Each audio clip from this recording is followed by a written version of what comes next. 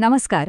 आज आपण अशा एका पुस्तकाचा आढावा घेणार आहोत, ज्याने जगभरातल्या कोट्यावधी लोकांची पैशाकडे बघण्याची दृष्टी अक्षरशः बदलून टाकली. रॉबर्ट कियोसाकी यांचं रिच डॅड पुअर डॅड.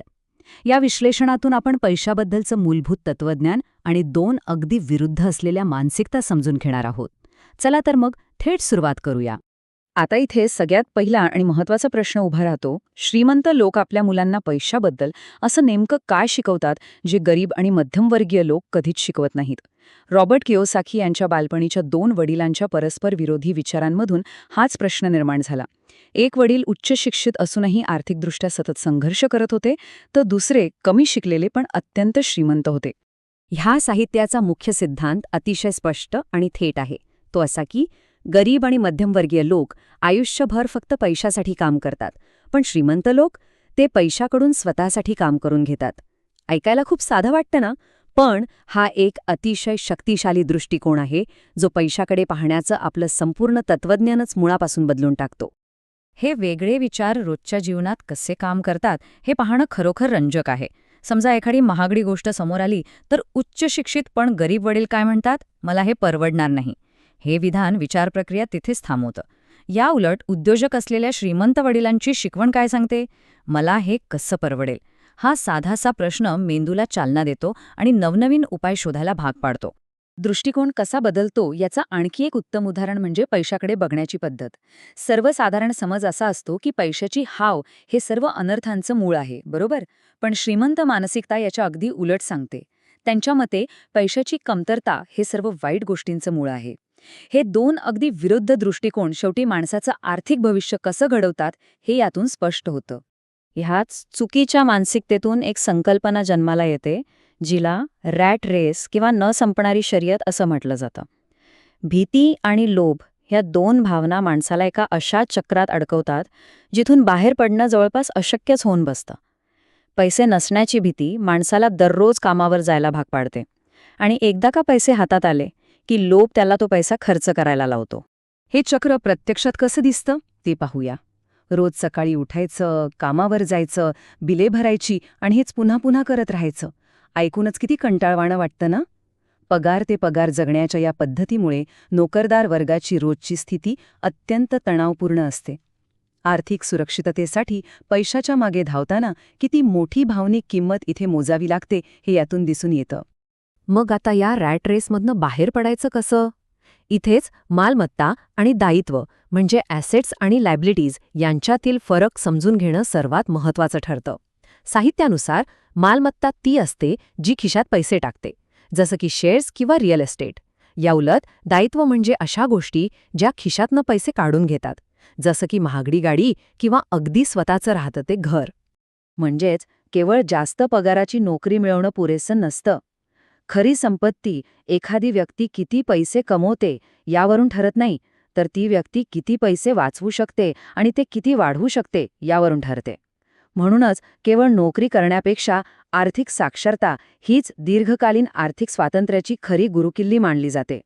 ही संपत्ती नेमकी कशी वाढते हे समजून घेण्यासाठी कॅश फ्लो क्वाड्रंट ही चौकट अतिशय महत्त्वाची आहे. आता हे क्वाड्रंट म्हणजे नेमकं काय? तर एखाद्या व्यक्तीची आर्थिक स्थिती त्यांच्याकडे येणारा पैसा नेमका कुठून येतो यावर अवलंबून असते. या क्वाड्रंटमध्ये उत्पन्न मिळवण्याचे 4 मुख्य मार्ग स्पष्ट केले आहेत. चला ते पाहूया. या क्वाड्रंटच्या डाव्या बाजूला ई म्हणजे एम्प्लॉई किंवा नोकरदार आहेत, जे कायम सुरक्षितता शोधतात. आणि त्याच्या खाली एस म्हणजे सेल्फ एम्प्लॉईड किंवा स्वयंरोजगारी, ज्यांना स्वतःचं नियंत्रण हवं असतं. या दोन्ही गटांमधील लोक पैशासाठी आपला वेळ देतात. विशेष म्हणजे या डाव्या बाजूच्या लोकांनाच सर्वात जास्त कर भरावा लागतो आणि त्यांचं उत्पन्न हे संपूर्णपणे त्यांच्या स्वतःच्या श्रमावर अवलंबून असतं. या स्वयंरोजगारी किंवा एस क्वाड्रंटमधील लोकांबद्दल एक मोठी गंमत आहे. ते अनेकदा एका मोठ्या सापळ्यात अडकलेले असतात. डॉक्टर किंवा वकील हे त्यांच्या कामात उत्कृष्ट असतात, पण त्यांना काम दुसऱ्यावर सोपवणं कठीण जातं. परिणामी ते एखाद्या खऱ्या व्यवसायाचे नाही, तर त्यांनी स्वतःच निर्माण केलेल्या एका नोकरीचे गुलाम बनतात. म्हणजेच जोपर्यंत ते काम करतात तोपर्यंतच पैसा मिळतो. याउलट खरं आर्थिक स्वातंत्र्य क्वाड्रंटच्या उजव्या बाजूला पाहायला मिळतं. इथे बी म्हणजे बिझनेस ओनर किंवा व्यवसाय मालक असतात, जे अशी सिस्टीम तयार करतात जिथे इतर लोक त्यांच्यासाठी काम करतात. आणि आय म्हणजे इन्व्हेस्टर किंवा गुंतवणूकदार, ज्यांचा पैसा त्यांच्यासाठी काम करतो. या उजव्या बाजूला पॅसिव्ह इन्कम किंवा निष्क्रिय उत्पन्न मिळतं. आणि लक्षात घेण्यासारखी गोष्ट म्हणजे इथेच करांचे सर्वात मोठे फायदे उपलब्ध असतात. आता डाव्या बाजूकडून उजव्या बाजूला जाण्यासाठी मानसिकतेत एक खूप मोठा बदल आवश्यक आहे. हा बदल करण्यासाठी या साहित्यात एक निश्चित मार्ग सांगितला आहे. सुरुवातीला एकदम छोट्या स्वरूपात गुंतवणूक करा, अनेक महिने संयम बाळगा आणि काळाच्या ओघात चक्रवाढ व्याजाच्या सामर्थ्याने संपत्तीची वाढ होऊ द्या. इथे तात्काळ फायद्यापेक्षा दीर्घकालीन दृष्टिकोनावर भर देणं सर्वात महत्त्वाचं ठरतं.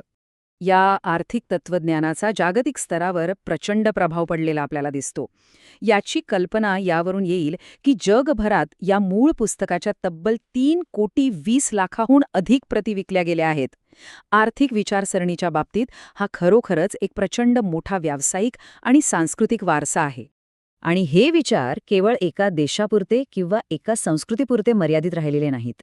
हे साहित्य 51 भाषांमध्ये अनुवादित झालं आहे आणि 109 देशांमध्ये उपलब्ध आहे.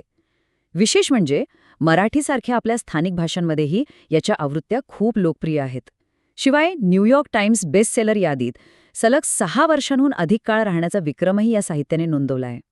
ह्या माहितीला आणि साहित्याला जगभरातील अनेक प्रसिद्ध व्यक्ती आणि उद्योजकांकडून मोठी दाद मिळाली आहे.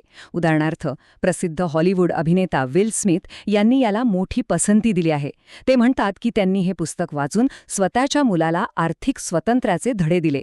Shark Tank fame Daymond John यांनीही याला आपलं आवडतं पुस्तक म्हटलं आहे. पण आर्थिक जगतात कोणत्याही सिद्धांतावर सर्वांचं एकमत कधीच नसतं. अनेक आर्थिक लेखकांनी आणि अभ्यासकांनी यावर कडक टीकाही केली आहे. जॉन टी रीड यांच्यासारख्या समीक्षकांचं स्पष्ट म्हणणं आहे की हे साहित्य तथ्यात्मक चुकांनी भरलेलं आहे आणि यातील आर्थिक सल्ले अत्यंत सदोष आहेत. एवढंच नाही तर काही अभ्यासकांचा असाही दावा आहे की यातील श्रीमंत वडील हे पात्रच पूर्णपणे काल्पनिक असावं. थोडक्यात सांगायचं तर या साहित्याचा वारसा दुहेरी आहे. एका बाजूला असे लाखो समर्थक आहेत जे याला आयुष्य बदलणारं आर्थिक शिक्षण मानतात, तर दुसऱ्या बाजूला रॉब वॉकर यांच्यासारखे समीक्षक आहेत ज्यांना हे केवळ एक सामान्य सेल्फ हेल्प साहित्य वाटतं, ज्यातील दावे खूप अस्पष्ट आहेत. या साहित्याभोवती असलेला हा मोठा विरोधाभास आपल्याला नाकारता येत नाही. तरीही सर्व टीका आणि विवाद जर आपण थोडा वेळ बाजूला ठेवले तर या साहित्यातून मिळणारा एक मध्यवर्ती आणि महत्त्वाचा संदेश अतिशय स्पष्ट आहे. तो म्हणजे पैसा कसा काम करतो हे समजून घेणं. आर्थिक साक्षरता अंगीकारणं हे आजच्या आधुनिक आणि वेगाने बदलणाऱ्या अर्थव्यवस्थेत सुरक्षित राहण्यासाठी आणि प्रगती करण्यासाठी सर्वात शक्तिशाली साधन आहे. आजच्या जगात जिथे पैशाचे आणि अर्थव्यवस्थेचे नियम सतत बदलत आहेत, तिथे एक अत्यंत महत्त्वपूर्ण प्रश्न उभा राहतो. आधुनिक अर्थव्यवस्थेत स्वतःसाठी सुरक्षित आणि संपन्न भविष्य घडवण्यासाठी कॅश फ्लो क्वाड्रंटची नेमकी कोणती बाजू निवडणं योग्य ठरेल याचा विचार प्रत्येकाने करायला हवा.